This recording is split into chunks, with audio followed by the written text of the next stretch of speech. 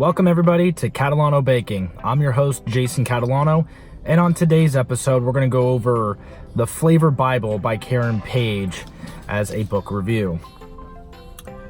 So, this particular book, what I really took away from it, and the reason why I give it an absolute must-have, must-go-get, is that this book goes over all the different flavor combinations you can think of, and it basically gives you the right flavor combinations and the ones that from all Michelin star chefs, all the great cooks, all the great bakers, they've piled on this, and that's what they're giving you. They're giving you the best advice, they're giving you the best knowledge, the best experience onto what flavors go well with other ones, okay?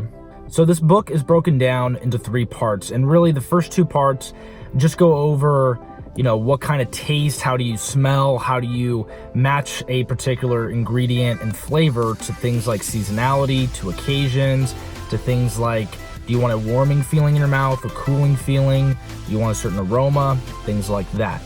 So the big idea that I get from this book, what I realistically use it for, is as an intermediate cookbook to allow me, when I think about different variations or different type of combinations for my baked goods, I always kind of go back to this book and refer to it and see, okay, if I want something to be a superstar, or I want some sort of flavor to be the star, what is going to pair well with it and still be interesting? Now, the one downside to this book, I have to admit, is that for as all-encompassing as it is, the one downside is definitely it doesn't go over certain things like Oreo cookies or sprinkles, or, you know, a lot of the kind of baked candies that we use in terms of variations. It doesn't really do a good job of explaining anything related to that. This is usually primarily used for cooking. It's primarily very, very base ingredients, things like anise or almonds, for instance. It's going to go over those in a lot of detail in terms of which particular ingredients pair well with it. Now, this is really important for you if you are in the kitchen when you're baking and you're thinking, hey, I'm making, let's just say a vanilla cupcake, for instance, and you want to think, well, what goes well with vanilla that I particularly like, that's very individual, that I can mix in with the vanilla cupcake, whether it's an extract or a nut or a fruit or some sort of powder, what goes well with it, okay? Because once again, if you want to get the standard, if you want to get the simple, go to Safeway, get an old cookbook, right? Those give you that.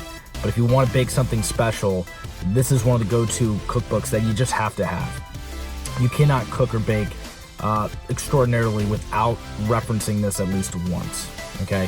And just kind of go over a little bit of it. So for instance, if you actually look in the cookbook itself, on the almonds, it's going to show you that it's got a sweeter taste. It's going to show you a little bit of the volume, so whether it's quiet or whether it's really loud.